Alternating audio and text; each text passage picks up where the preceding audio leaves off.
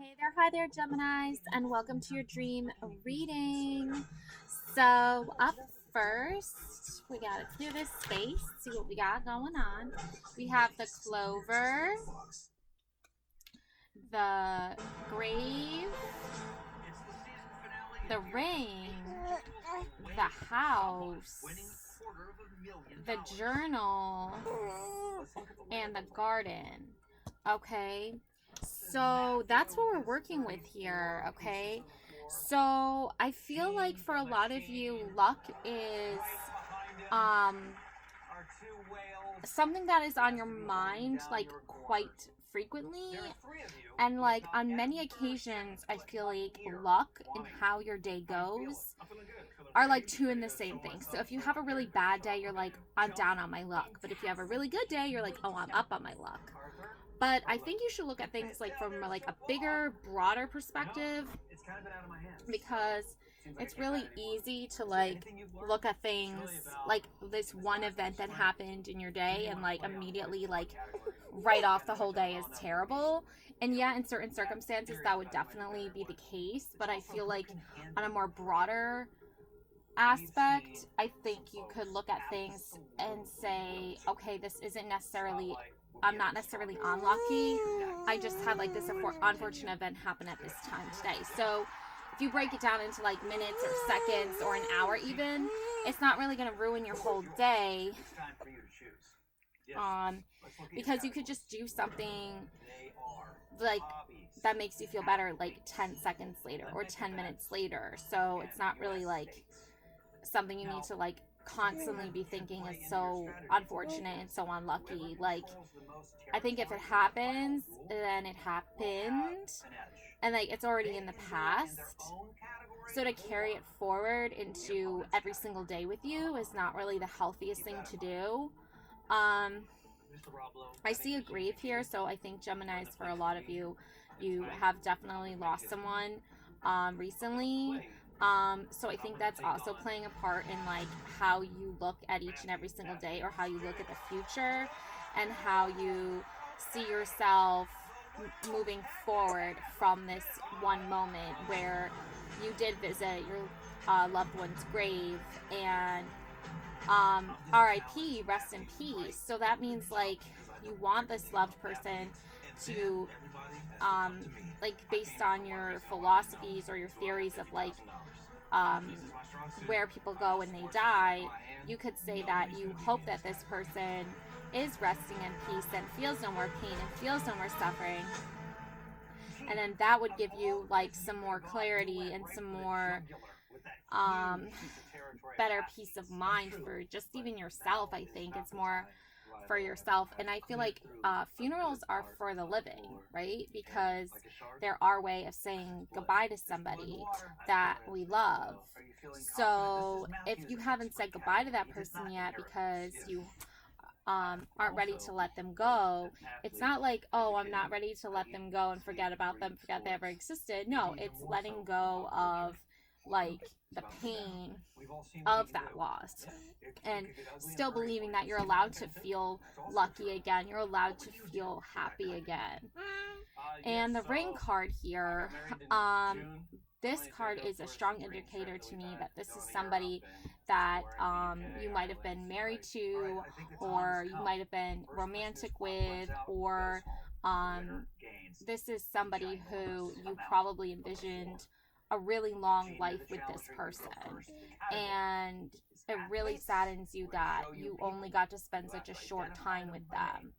So I feel like for you, loss isn't measured in like how many minutes or days you lose with a person, but it's about like what you spent doing with that person in those minutes and those hours and those days. What was that connection that you had with them, and how that connection grew and blossomed into something loving and beautiful. And the red rose, like, I feel like it was someone you felt like very romantic to. So that could also be an indicator that because you've lost this person, that you aren't able to really, like, your grieving process isn't really happening.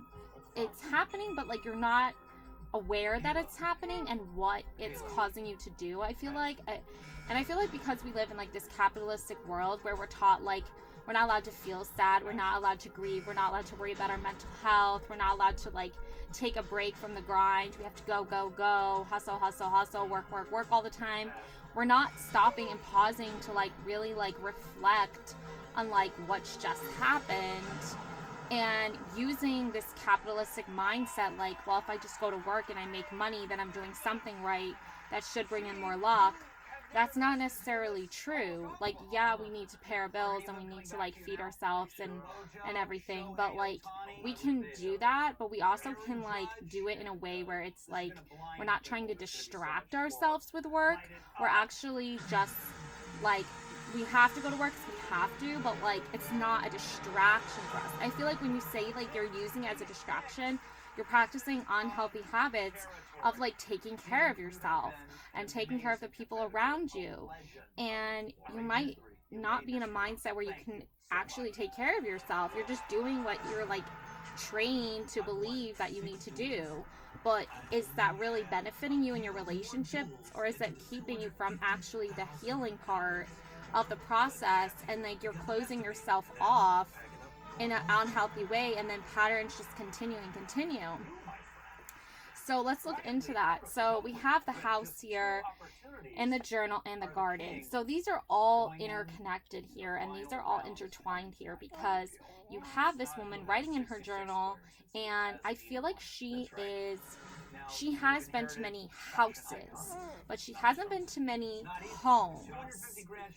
So I feel like when you go somewhere, if you don't feel a sense of like security in the regard where like you feel like you're appreciated, or you feel like your time and energy is put to something good, I feel like you're not going to feel that sense of home. I feel like you're only going to get this sense that you're just like in a building somewhere, just hanging out, like not really feeling like you can be yourself, not really feeling like true to who you are. And I feel like this woman has seen a lot of houses, but she hasn't seen a lot of homes. And I feel like her home is in her heart, and it's a mindset. And she journals about this quite often. In fact, I feel like her dream is to have a house of her own, but not just a building that she can like live in, someplace where she owns her own home. Because when you get a sense of home and feeling of safety and security, you want to bring that into a bigger space, because when you're in a limited space and you're growing and your family's growing and you're learning how you need to like have some sort of security and something that you can call your own, and that you're not just like throwing your money away month after month and you're never even going to own it, like what are you really leaving your kids, right? What are you really leaving yourself, right? So that home is definitely a dream of this woman's, and owning her own house so she can have that actual physical home, not just like a manifestation of our feelings, but a manifestation of like physical materialistic things that we can touch. And then you have the garden here. So not only is she like envisioning and manifesting this home slash house, right, this materialistic place, but she's also manifesting and nurturing a garden. So like she has her own little flowers, her own rose, like her own self style, her own aesthetic, her own way of growing and grooming her like her life and her family and her journey here. And this garden is this beautiful representation of like what mimics what's in her head, but physically, outwardly. So like that's like a true sign of a true artist, right? So some of you may have like this artistic ability where you have these ideas in your head and you want to manifest them out to the physical, right? So people can see them and view them and see what your thoughts transpired into actual physical materialistic things they can touch and see. So, and here, like music, right? You can't like physically grab music, right? But you can hear it, right? And you can feel it, right? It's like an artistic ability there.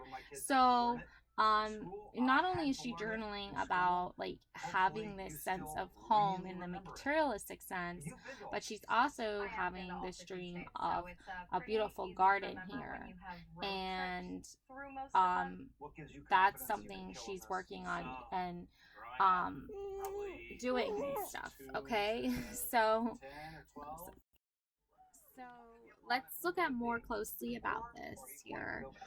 Um, Five of Cups, Five of Cups, um, Three of Cups, Ten of Swords, um,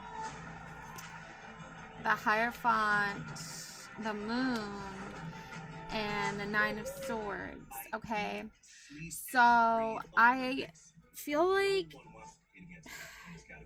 so let's look at this Five of Cups. He's gonna have to come through me if he really wants to win that $250,000 on the season finale.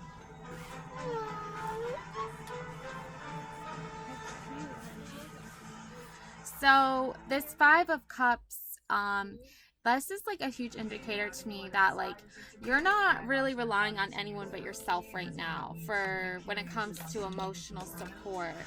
And I feel like that has a lot to do with the fact that you have relied on people in the past and it's just not in their wheelhouse of like expertise. It's not like they don't want to help or like they can't help like you in other ways, but it's just like I think like other people like they hold their cards so close to their chest that they're only allowing themselves to reveal like one card, and that is like the card of like I'm only thinking about myself right now. I'm only focusing on myself right now. And you're gonna have to just do the same thing, Gemini, because you can't expect them to open themselves up to your feelings if they're closed off. So that's kind of where you're at. And as far as like, you know, being that one that kind of rub their luck off on others or rub their good energy off on others or good charm on others, you're like you know how to do this already. You've been doing this, but now it's time to pull back, rein it in, focus on yourself. You have your own goals that you need to do. Now the Three of Cups over the grave, I feel like you have lost a lot in your life, and this isn't always like a physical person. Sometimes this has to do with like other things like loss of home, loss of job, loss of money. So I feel like that has, when you lose like a person, it's a totally different feeling of loss. It's not a feeling like, oh no, like how am I gonna pay my rent or something. No, it's not like that. It's like this is a person that you didn't really think about those things around this person. You thought of this person as just someone that you know, you see and you talk to and you eat meals with, and that kind of sums it up. There was no like sharing of resources. There was no you know, sharing of the weight of the world on your shoulders, right? So the cups are telling me that like a lot of emotions have been intertwined in this, and you've suffered losses before, and I feel like that has been due to like emotional disconnect. But I also feel like when you lose someone, you know, the emotions of that person, you know, I feel like aren't always the best. You know, sometimes you have good days with people, sometimes you have bad days with people. So, you know, and if this person is someone who is sick and their days were bad like all the time, then that's kind of the new version of them that you got to know that didn't really always, there was no really like way of healing that. I think if you tried to be positive around this person, then that was like the best you could do with what you had, with what you could do. And I don't think that the connection here between the ring and the grave, I think this connection is some people but I don't think this is necessarily like your connection. 10 of Swords, I think like the 10 of Swords is, these people, this woman, that she's lost someone she loved very, very much and still does love. Now the journey ahead is something that's gonna be somewhat of like almost like a dream or like a euphoria of emotions and feelings and regret and like boundaries are definitely going to be the key here, because I don't want you, Gemini, to open yourself up to feeling the pain of this loss to the point where it's now become something you can't separate yourself from and actually enjoy happiness within. I think you need to enjoy life regardless of this, and it not like in a negative way. Like, I think you still have sadness about what's happened here for these people, but this sadness is not the same as your sadness, is what I'm trying to say. So I think the journey ahead is going to be about you on your own figuring things out, not just so you can like be around these people again, but just so you can, like, when you are around them, you're able to still maintain that sense of, I'm not going to let myself feel the same pain as you, because I'm not experiencing the same pain as you. In other words, like, it's not like I'm not sorry for your loss, or I don't have sympathy for your loss, or I'm not sad about it too. It's just my loss is different than yours. So if you think I can feel the same way as you, and then that would be like fair or just or whatever, that's not true. And that's kind of unhealthy too, to project their specific type of loss onto you. That's why the House and the Hierophant, I feel like, is like, the Hierophant is like saying, like, I'm this wise old, like, Dumbledore type figure here. I will a lot of power, and I'm gonna help you manifest your dreams. Okay? I don't think that this top crew here, this 3 of Cups, this 10 of Swords Cups, I think these are 2 people for sure. And I don't think that their loss and what they're going through it affects you, because you do see them from time to time, or you do know of them, and you are aware of the situation here that's unfolded. But that's not your situation. That's not your feelings. I know it might seem mean, but it's really not your problem to help their loss and their grieving and their pain. I think what you have already done with the Clover and the 5 of Cups is plenty, is enough. I think you need to draw the line, and you need to say, look, this is my line. I already did all this, and I was kind of expecting this, but you didn't give me that, so now I'm pulling away.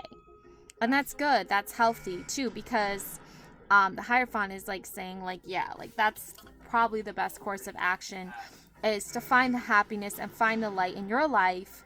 That doesn't mean, like, oh, I'm going to be so happy 24/7. I'm not even going to, like, I'm going to pretend like this never even happened. No, this very much did happen. And you went through it, and now you're coming out the other side, going through the tunnel into the light, coming out the other side. And the Hierophant is waiting for you. The wise Dumbledore here is waiting for you, saying, now it's time to start working on your stuff, to manifest your dreams and your goals. Because you're still very much alive, and you still very much have dreams and goals that need to be done, that need to be accomplished, that need to be manifested. So keep journaling, keep creating, keep turning your dreams and your thoughts and actions into actual physical things and manifesting that. With the moon, huge manifestation sign here, is manifesting that beautiful new energy coming in. Okay, so we just had a full moon on the 24th. So again, full moon energy. Keep up with your dreams. Keep up with your goals. Keep manifesting what you want your reality to look like. Because this is a part of your reality, but these two energies need to figure it out on their own. And you need to focus on you. Okay, and Nine of Swords, look at this beautiful picturesque like sunset with a right, so, or sunrise, right, with the Nine of Swords and the garden. It's a beautiful picturesque, right, beautiful nature picture here. So this is your picture in your mind of a new day, of a new sunrise. And even when the sun goes down and the moon comes out, you still want to be doing you, right? You don't want to be like, oh, how do I help these people? How do I help them? How do I help them? Because how are you going to help them if you're just thinking about how do I help them? How do I help them?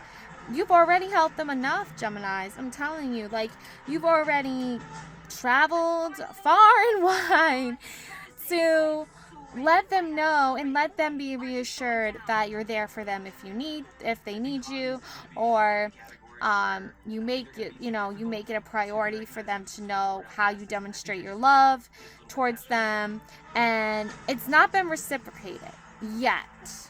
I think give it some time, and eventually certain people will come around. But even if they never ever come around, don't sweat it. Don't wait. Don't worry about it. Because why do that, right? Why waste your time doing that? You've got your own dreams and goals going on down here. Okay? You have this house you want to manifest. You have this beautiful garden you want to manifest. So you have to focus on that.